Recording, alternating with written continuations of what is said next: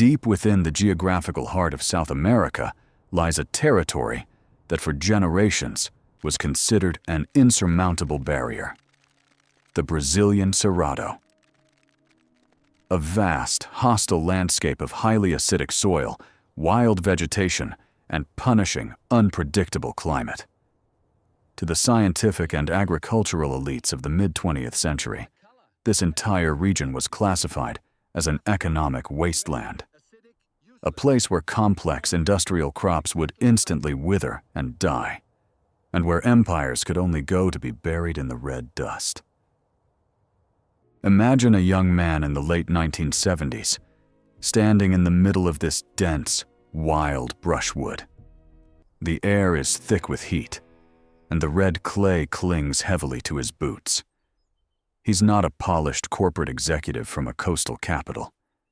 He's a rugged, quiet son of a migrant farmer, watching his family risk their entire life savings on a wild, desperate gamble. They had left the comfortable, fertile lands of southern Brazil to buy thousands of acres of cheap, untamed wilderness in a state called Mato Grosso. Everyone in the traditional farming sectors called it absolute madness. They predicted total financial ruin within a single season. But where the world saw an impossible desert of red clay, this young man saw a blank canvas of unprecedented global scale. He understood that the traditional rules of farming were meant to be broken by heavy mechanics, industrial chemistry, and ruthless logistics. He looked at the endless flat horizons and realized that if someone could master the soil composition and build a way to move the harvest through the jungle, they wouldn't just build a successful farm. They would control the single most strategic food supply artery on the planet. That man was Blairo Maggi. Today, that same young man who began his career clearing wild trees from the red dirt is recognized as one of the most powerful and influential agricultural forces in modern history. From his high-security corporate headquarters, he oversees a colossal, vertically integrated infrastructure network that dictates the flow of global commodities. He doesn't just own land.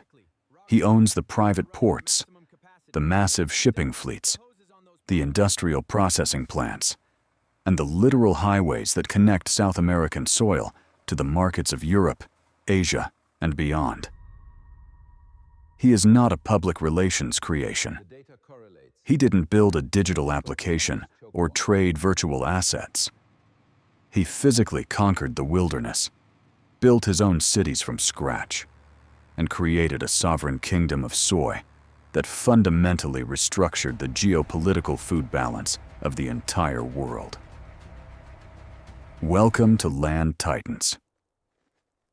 Before we uncover the epic, intense, and high-stakes strategy of how this family transformed a hostile wilderness into a multi-billion-dollar monopoly that moves mountains of wealth every single day, click the subscribe button and turn on your notifications. Because true, absolute dominance isn't established in clean corporate boardrooms. It is carved out of the raw earth. And you need to see exactly what it takes to build an empire by moving the horizon.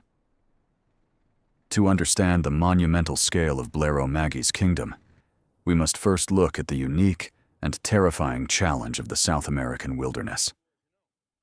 In the 1970s and 80s, global food demand was entering a massive, historic upward curve.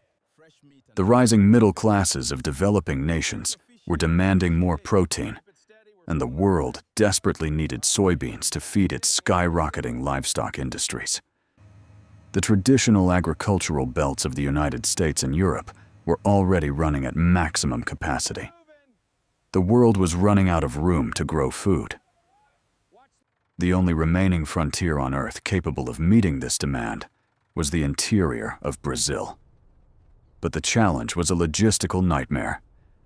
Mato Grosso was located thousands of miles away from the nearest ocean ports. There were no paved roads, no railway systems, and no infrastructure. During the intense tropical rainy season, the dirt tracks turned into rivers of deep, impassable mud. Semi-trucks carrying grain would routinely become trapped in the jungle for weeks at a time, their cargo rotting under the humid sun. Furthermore, the soil itself was naturally barren for crops like soy. It lacked the necessary nutrients, and its intense acidity locked away any potential growth. It was a dual trap, a biological barrier and a logistical prison. But the Maggi family, under the sharp leadership of Blairo, approached this trap not with fear, but with the cold calculation of industrial engineers. First, they attacked the biological barrier. Working alongside pioneering agronomists, they began applying massive, unprecedented amounts of lime and specialized fertilizers to chemically alter the composition of the red soil. They didn't just adapt to the land, they forced the chemistry of the earth to change. Within a few short years, the acidic wasteland was transformed into some of the most hyper-productive fields on the face of the globe. But Blairo Maggi knew that growing the crop was only 20% of the battle. The true genius of his strategy, and the reason he became a multi-billionaire, lay in mastering the physics of logistics. Blairo realized that if he depended on the government to build roads and infrastructure, his business would die before it could scale.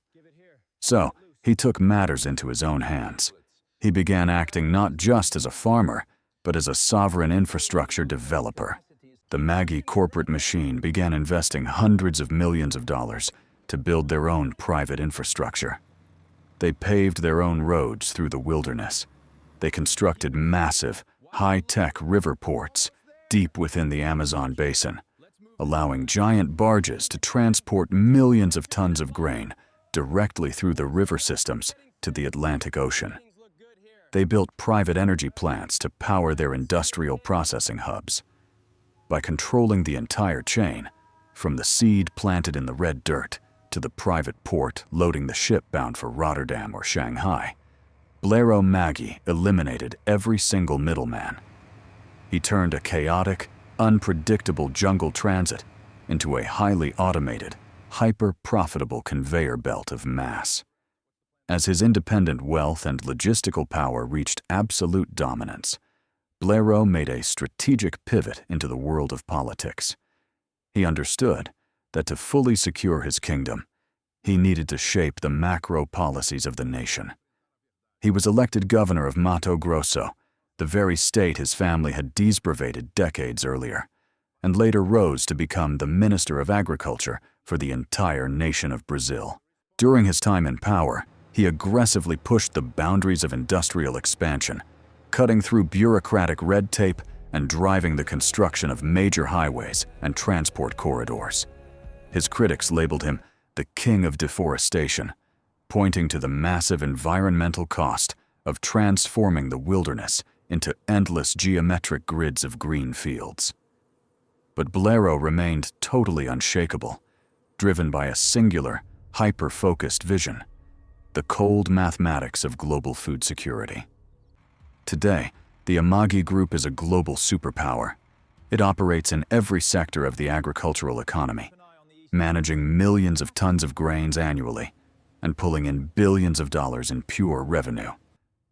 Blairo Maggi sits at the pinnacle of this empire, a man who literally redrew the map of international trade and turned his country into the undisputed soybean capital of the world. His life story is the ultimate blueprint of how sheer territorial ambition, matched with an obsessive mastery of heavy logistics, can overcome the most hostile geographic barriers on Earth. He didn't wait for the future to arrive in the wilderness. He built the roads to bring it there himself. But the global game of wealth and land is not always about massive infrastructure, heavy machinery, or clearing vast tropical frontiers. What happens when the ultimate fortune is grown not by conquering a geographic wilderness, but by turning a tiny, desperate family experiment into a multi-generational corporate dynasty? What happens when four young brothers sell everything they own, including their personal bicycles, to start breeding small birds in a backyard and end up building a multi-billion-dollar corporate empire that employs tens of thousands of people across the globe? In our next episode, we are traveling across the Pacific to China to uncover the legendary, intense story of the Liu brothers, the masters of the poultry empire who built the New Hope Group. You will see how familial loyalty, micro-scaling, and brilliant financial maneuvering can turn a backyard farm into one of the most powerful food conglomerates in modern history.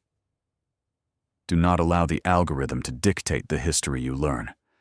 Click the video appearing on your screen right now to continue this deep journey into the architecture of absolute wealth.